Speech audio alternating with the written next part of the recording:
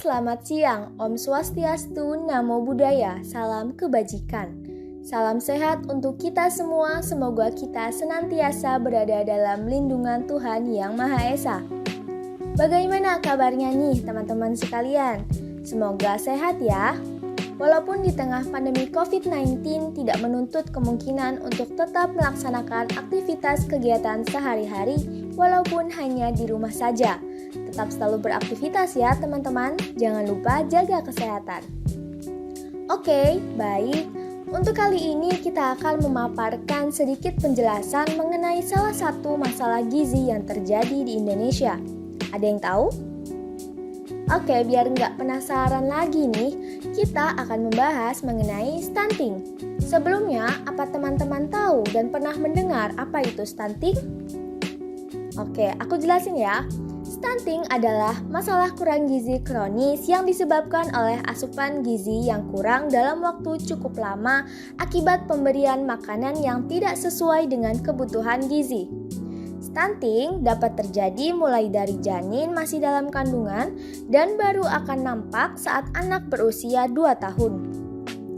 Dan bila tidak diimbangi dengan catch up growth atau tumbuh kejar, akan mengakibatkan menurunnya pertumbuhan. Masalah stunting merupakan masalah kesehatan masyarakat yang berhubungan dengan meningkatnya risiko kesakitan, kematian, dan hambatan pada pertumbuhan baik motorik maupun mental. Selanjutnya, untuk prevalensi stunting sendiri, stunting dengan usia di bawah 5 tahun atau balita di Indonesia pada 2015 sebesar 36,4%, yang artinya lebih dari sepertiga atau sekitar 8,8 juta balita mengalami masalah gizi di mana tinggi badannya di bawah standar sesuai usianya.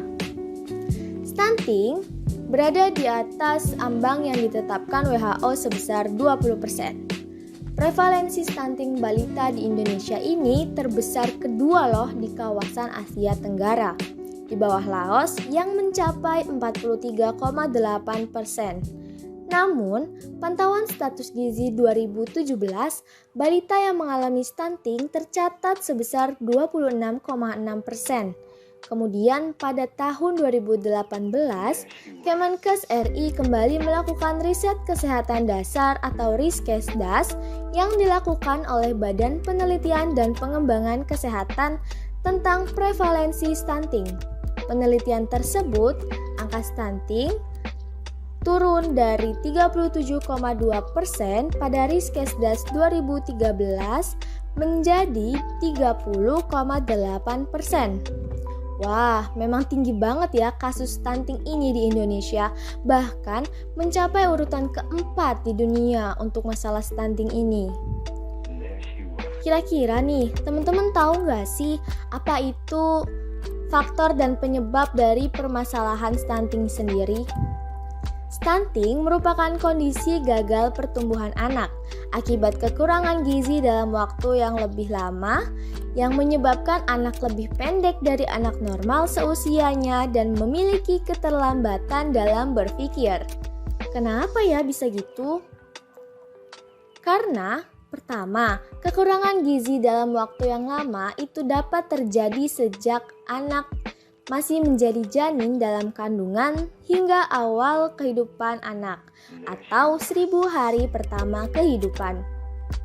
Yang kedua, faktor ibu dan pola asuh yang kurang baik terutama pada perilaku dan praktik pemberian makan kepada anak juga menjadi salah satu penyebab anak stunting. Lalu, yang ketiga, faktornya yaitu terjadi infeksi pada ibu, kehamilan remaja, gangguan mental pada ibu, jarak kelahiran anak yang terlalu dekat, dan hipertensi.